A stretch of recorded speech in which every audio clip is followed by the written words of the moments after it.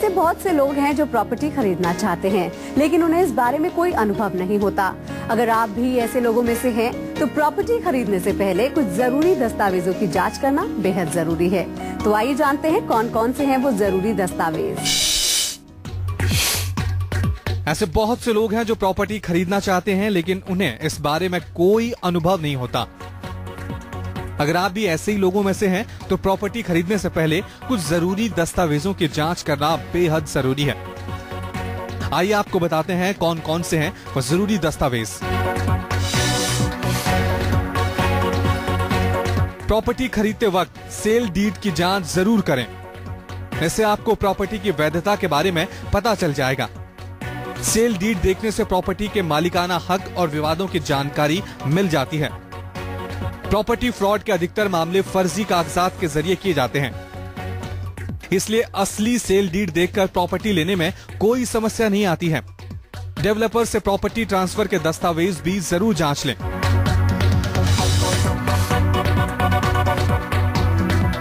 क्या आप किसी प्रोजेक्ट में निवेश करने जा रहे हैं, तो उससे पहले ये जांच लें कि उस डेवलपर को वहां पर कंस्ट्रक्शन की इजाजत मिली है या नहीं। सभी क्लियरेंस के दस्तावेज की मांग डेवलपर से करें।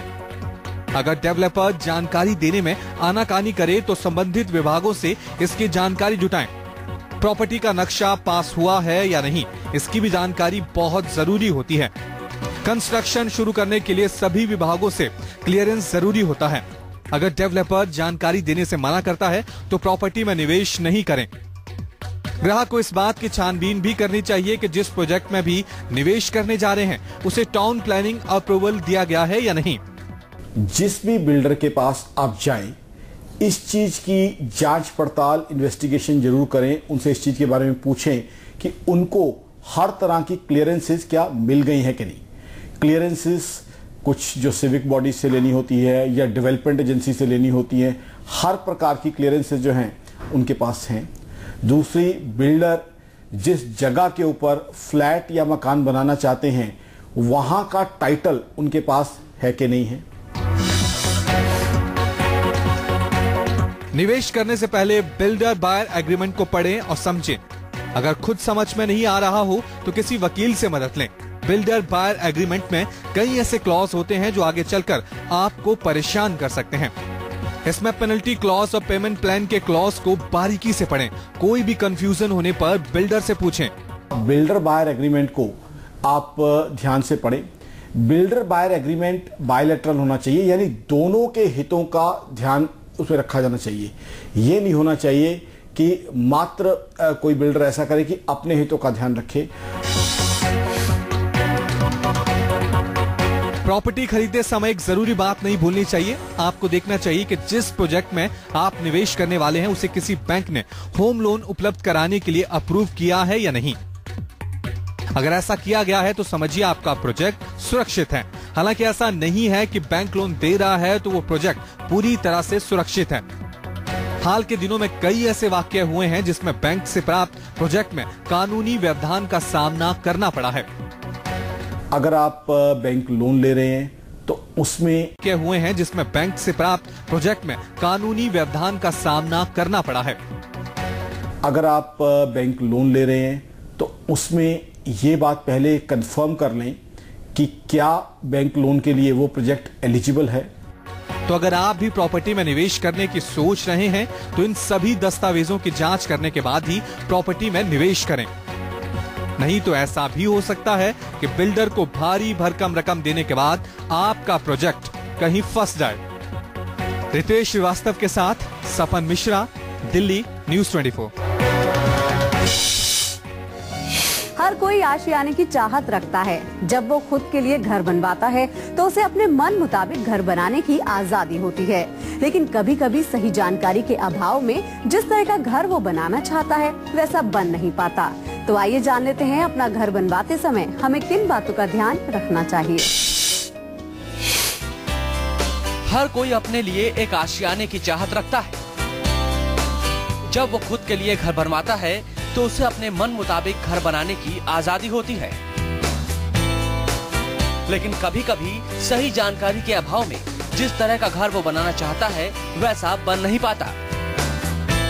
ज्यादातर मामलों में देखने को मिलता है कि निर्माण का बजट काफी अधिक बढ़ जाने से निर्माण कार्य पूरा नहीं हो पाता या जिस तरह के घर की चाहत थी वो बन नहीं पाता। तो आइए आपको बताते हैं कि सपनों का घर बनवाते समय आप किन बातों से रहें सावधान।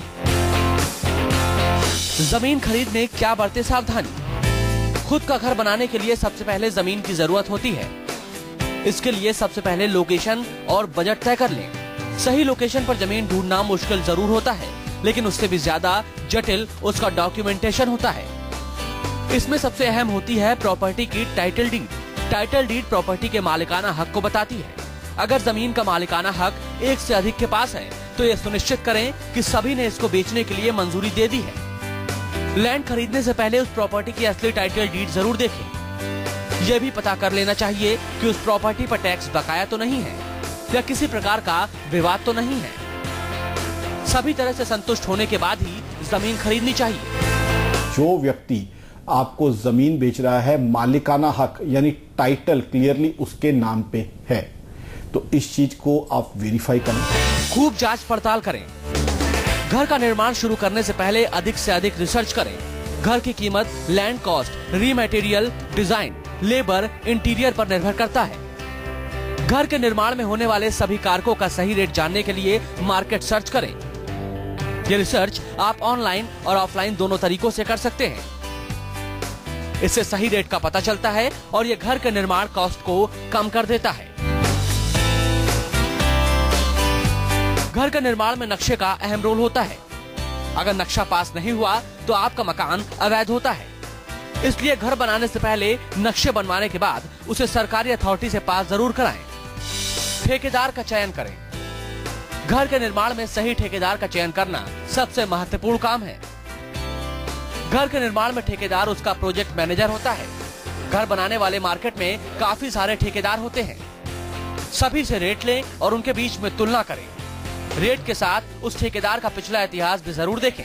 इससे उसके काम की क्वालिटी का पता चलता है। अगर कोई ठेकेदार कम रेट में काम करने को तैयार है लेकिन उसकी काम की क्वालिटी अच्छी नहीं है तो उससे कभी भी काम ना कराएं। क्योंकि कहते हैं ना कि सस्ता रोए बार बार, महंगा रोए एक बार। निर्माण कार्य में खुद को भी शामिल करें। घर के निर्माण में ज्यादा से ज्यादा खुद को शामिल करें, क्योंकि आपके जीवन का वो सपना है जिसे पूरा करने के लिए आपने कड़ी मेहनत की है। निगरानी करने से काम कर रहा ठेकेदार भी बेहतर ढंग से काम करता है। इसके अलावा सीमेंट, स्टील जैसे रॉ मटेरियल की बर्बादी कम होती है। बिल्डिंग का स्ट्रक्चर भी सही खड़ा होता है। तो ये कुछ बातें हैं जिनका ध्यान रखकर आप अपने मन मुताबिक आशियाने को बनवा सकते हैं और घर बनवाते समय होने वाली किसी भी तरह की परेशानी से बच सकते हैं। रितेश श्रीवास्तव के साथ सफर मिश्रा, दिल्ली, न्यूज़ 24। क्या आपने नया घर लिया है लेकिन वो घर वास्तु के हिसाब से ठीक नहीं बना है? तो घबराइए नहीं, क्योंकि आप अपने घर को वास्तु के हिसाब से सजाकर वास्तु दोष से होने वाले बुरे प्रभावों से बच सकते हैं और अपने घर में सुखी और खुशहाल जीवन बिता सकते हैं। कैसे वास्तु के हिसाब से सजाएं अपना घर, आइए जानते हैं हमारी इस रिपोर्ट में। शहरों में बढ़ती आबादी और जगह की कमी की वजह से वास्तु के हिसाब से घर मिलना काफी मुश्किल हो गया है। शहरों में डेवलपर्स या सरकारी अथॉरिटी जो फ्लैट बेचते हैं वो पूरी तरह से वास्तु के अनुसार नहीं होते हैं। लेकिन अगर आप कुछ छोटे छोटे वास्तु टिप्स अपनाते हैं तो अपने घर के वास्तु दोष को दूर कर सकते हैं। तो आइए जानते हैं वास्तु के हिसाब से कैसे सजाएं अपना घर। घर के मुख्य द्वार पर ओम, स्वास्तिक जैसे मांगलिक चिन्हों को लगाएं। घर में मुख्य द्वार जैसा कोई और दरवाजा ना बनवाएं। घर के मुख्य द्वार को फल, पत्र, लता के चित्रों से सजाएं। इसी प्रकार मुख्य द्वार पर कभी भी डरावना चित्र ना लगाएं। घर का ड्राइंग रूम बहुत महत्वपूर्ण होता है। ड्राइंग रूम में फर्नीचर, शोकेस और दूसरी भारी वस्तुएं दक्षिण पश्चिम दिशा में रखनी चाहिए। फर्नीचर रखते समय इस बात का ध्यान जरूर रखें कि घर का मालिक बैठते समय पूर्व या उत्तर की ओर फेस करके बैठे। इस रूम में अगर पानी का फव्वारा या एक्वेरियम रखना हो तो उसे उत्तर पूर्व कोण में रखना चाहिए। टीवी दक्षिण पश्चिम या अग्नि कोण में रखा जा सकता है। पूर्वजों के चित्र ड्राइंग रूम में दक्षिण पश्चिमी दीवार पर लगाना चाहिए। ड्राइंग रूम की दीवारों का हल्का नीला, आसमानी, पीला, क्रीम या हरे रंग का होना अच्छा माना जाता है। बेडरूम में कभी भी देवी देवताओं या पूर्वजों के चित्र नहीं लगाने चाहिए। बेडरूम में पलंग दक्षिणी दीवारों से सटा होना चाहिए। सोते समय सिर दक्षिण या पूर्व दिशा में होना चाहिए।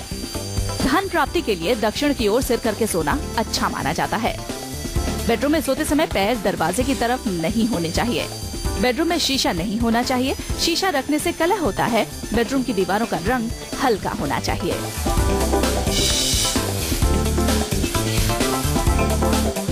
किचन में खाना बनाते समय मुख पूर्व या उत्तर दिशा की तरफ होना चाहिए। बर्तन, मसाले और राशन पश्चिम दिशा में रखने चाहिए। बिजली के उपकरण दक्षिण पूर्व में रखने चाहिए। जूठे बर्तन और चूल्हे की स्लैब अलग होनी चाहिए। किचन में दवाइयाँ नहीं रखनी चाहिए। रसोई घर में काले रंग का प्रयोग नहीं करना चाहिए। किचन हरा, पीला, क्रीम या गुलाबी रंग का हो सकता है।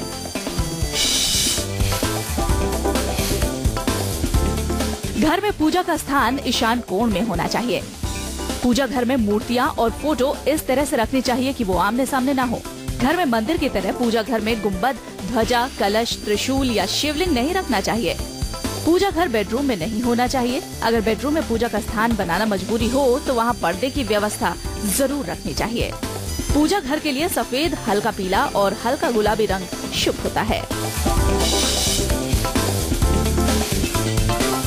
बाथरूम में नल को पूर्व या उत्तर की दीवार पर लगाना चाहिए, जिससे नहाते समय मुख पूर्व या उत्तर दिशा में हो। बाथरूम में वॉश बेसिन ईशान कोण या पूर्व दिशा में लगाना चाहिए। गीजर, स्विच बोर्ड जैसे उपकरण अग्नि कोण में होने चाहिए। इन्हें बाथरूम में दक्षिण पूर्व या उत्तर की दीवार में लगाना चाहिए। बाथटब इस प्रकार हो कि नहाते समय पैर दक्षिण दिशा में ना हो। बाथरूम की दीवारों या टाइल्स का रंग हल्का नीला, आसमानी, सफेद या गुलाबी होना चाहिए।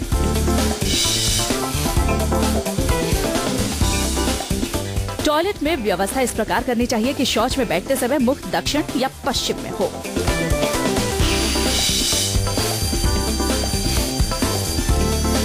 घर में पढ़ने का स्थान ईशान या पश्चिम मध्य दिशा में होना चाहिए। टेबल कुर्सी इस प्रकार से रखने चाहिए कि पढ़ते समय मुख उत्तर या पूर्व दिशा में हो। स्टडी रूम में किताब रखने की अलमारी दक्षिणी दीवार पर या पश्चिम दीवार पर होनी चाहिए। अलमारी कभी भी नैऋत्य या वायव्य कोण में नहीं होना चाहिए। स्टडी रूम का रंग हल्का हरा, बादामी, हल्का आसमानी या सफेद रखना अच्छा होता है। अगर आपने भी नया घर लिया है तो उसको वास्तु के हिसाब से सजाकर आप अपने घर में खुशहाल जीवन जी सकते हैं। वास्तु दोष से होने वाले बुरे प्रभावों से भी आसानी से बच सकते हैं। रितेश श्रीवास्तव और सपन मिश्रा के साथ ब्यूरो रिपोर्ट, न्यूज़ 24। ब्रेक के बाद एक बार फिर से आप सभी का स्वागत है प्रॉपर्टी 24 में। और अब शुरू करते हैं सवाल जवाब का सिलसिला। आपके सवालों का जवाब देने के लिए हमारे साथ स्टूडियो में जुड़ चुके हैं प्लान रियलिटी के हेड सेल्स प्रमोद राणा। प्रमोद जी, बहुत बहुत स्वागत है प्रॉपर्टी 24 में। Thank you. और सबसे पहला सवाल हमसे पूछ रहे हैं विजेंद्र हैं लखनऊ से। क्या जानना चाहते हैं विजेंद्र आप? मैं घर लेना चाहता हूँ, मेरा बजट 30 से 40 लाख का है। क्या मुझको लखनऊ में ऐसा कोई घर अच्छा मिल सकता है इस बजट में मुझको कोई? जी हाँ, विजेंद्र जी को मैं बताना चाहूँगा। विजेंद्र जी जो अपना 30 से 40 लाख रुपीस में जो अपना आशियाना बनाना चाहते हैं, जो अपने सपनों का घर लेना चाहते हैं, वो लखनऊ में अच्छी इन्वेस्टमेंट पे, अच्छे दामों पे बहुत ही अच्छी चीज़ मिल सकती है उनको। हम लोग बात करते हैं स्पेशली गोमती नगर की। लखनऊ में गोमती नगर काफ़ी अच्छा एरिया है, डेवलपिंग एरिया है। देन उसके बाद हम बात करते हैं सुल्तानपुर रोड, फैजाबाद रोड की अगर हम बात करते हैं तो वहाँ पर भी काफ़ी अच्छे बिल्डर आए हुए हैं, जिनमें आप इन्वेस्टमेंट करने के बाद अपना सपनों का आशियाना, आप सपनों का घर बहुत अच्छी तरीके से ले सकते हैं अपने इस बजट। प्रमोद जी, बहुत बहुत शुक्रिया हमारे साथ जुड़ने के लिए और हमारे दर्शकों के सवालों का जवाब देने के लिए। Thank you. और अब बारी है प्रॉपर्टी सेक्टर से जुड़ी कुछ फटाफट खबरों की, क्योंकि हर खबर जरूरी होती है। पीएम मोदी की अमेरिका की यात्रा के दौरान एक बड़ा समझौता हुआ है। इसके तहत इलाहाबाद, अजमेर और विशाखापट्टनम में 3 स्मार्ट शहरों के विकास में अमेरिका भारत की मदद करेगा। ग्रेटर नोएडा के लोगों के लिए अच्छी खबर, जल्द ही मेट्रो रेल ग्रेटर नोएडा में भी दौड़ती नजर आएगी। ग्रेटर नोएडा के साथ ही मेट्रो को नोएडा के सेक्टर 32 से आगे सेक्टर 62 तक भी जोड़ा जाएगा। मुख्यमंत्री अखिलेश यादव से मेट्रो के संशोधित प्रस्ताव को मंजूरी मिलने के बाद अब नए साल से पहले ही निर्माण कार्य भी शुरू कर दिया जाएगा। दिल्ली में आशियाना बसाने का सपना रखने वालों के लिए महज कुछ दिन ही शेष रह गए हैं, क्योंकि दिल्ली विकास प्राधिकरण की आवासीय योजना में आवेदन की अंतिम तारीख 9 अक्टूबर है। हालांकि सूत्रों से खबर मिल रही है कि बढ़ती भीड़ को देखते हुए और त्योहारों के चलते बैंकों में छुट्टी होने से डीडीए आवेदन की तारीख बढ़ा सकती है। आपको बता दें कि डीडीए ने 4 साल बाद कोई ऐसी योजना पेश की है जिसमें 25,000 से ज्यादा फ्लैट है। प्रॉपर्टी 24 बढ़ा सकती है। आपको बता दें कि डीडीए ने 4 साल बाद कोई ऐसी योजना पेश की है जिसमें 25,000 से ज्यादा फ्लैट है। प्रॉपर्टी 24 एक फोरम है आपकी प्रॉपर्टी से जुड़ी हर समस्या को सुलझाने का।